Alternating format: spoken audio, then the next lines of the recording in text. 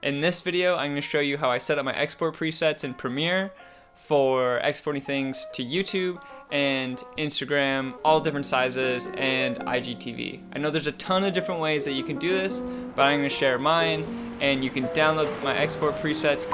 Get these fucking snowplows, man! I'm going to go through how to make a preset so you never have to do it again. You just do it once and then hit it over. But if you don't want to watch the whole video, just download the presets in the description and you're good to go. But if you're here to stick around, let's get into it. Okay, so the first thing you want to do, I will show you YouTube first, because to me that's the easiest. I have a project here. This is a little Super 8 thing that I shot when I was out traveling the East Coast, and I want to export it for YouTube. So the thing that I don't like about Premiere's YouTube is I just feel like the target bitrate isn't that great. So what I will do right off the bat when I come in, obviously match all this stuff, and I usually actually flip this to 5.1. Make sure that's on high. And what I will definitely do is do a 2-pass. Makes it a little bit cleaner.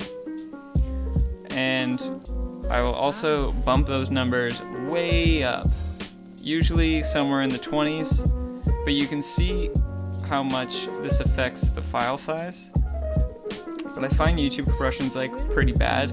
And again, this isn't the right way, you know, this is just my way of doing it, and I would encourage you to play around with the settings. Like maybe a lower target bitrate is something that you would be interested in, but for me and what I have done in the past, I think I found upload settings that, you know, I like, so I'll hit that.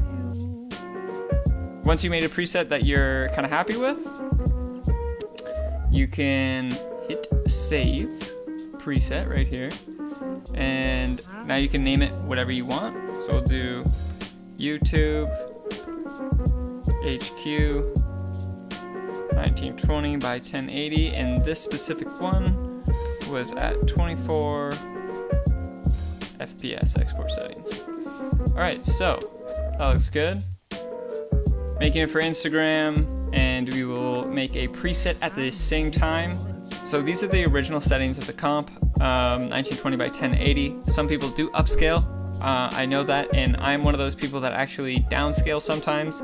But what I found with my export tests is that changing just the frame size doesn't really do much for the file size.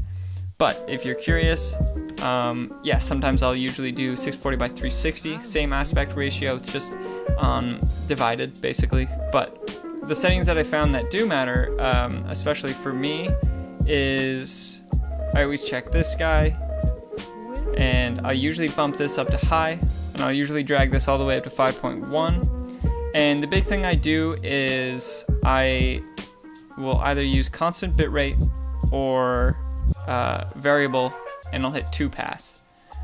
So the thing here is I never really go over 10 with these numbers when exporting for Instagram, but you're just trying to get this as low as you can and to get as much compression out of Premiere, and hopefully nothing else will compress it in theory.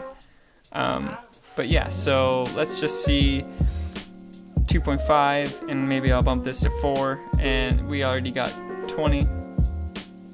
So like 20, under 20 megabytes is a pretty solid number. So I would say we could leave it around there, and of course max render quality. For the purpose of the preset, I will leave this there, and then those are the numbers that I'll generally go between. So to save this preset, we're going to just name it quickly. So this is 16 by 9 IG. Boom. Okay, I just wanted to address a couple other sizes for Instagram, because there is 16 by 9, there is 1 by 1, and there is 4 by 5. So here is what I use when I'm exporting for those different things. This is obviously not going to be right because this video is only 16 by 9, but if you are exporting your comp into other things, here's what you can do. For square, 1080 by 1080, make sure that's unchecked, and then same thing. So we're gonna just save that. So this will be 1 by 1 IG. The other frame size that we have is 4 by 5, so it's 1080 by 1350. So this is the portrait orientation on Instagram that will fill up most of the frame. So yeah, 4 by 5 IG, boom. So there's all our sizes. And the last one that I just wanted to cover was the stories. So this is, I'll do 1920 by 1080. So this is the stories template that I use, exact same stuff. Export it as low as you can go on stories for sure. And yep, just full screen here. So we'll do that by 9 by 16. These are just the settings that I use. Feel free to switch them up. Just experiment and see what works best for you. For these, I'll just export it and then I'll airdrop it onto my phone and then I'm good to go.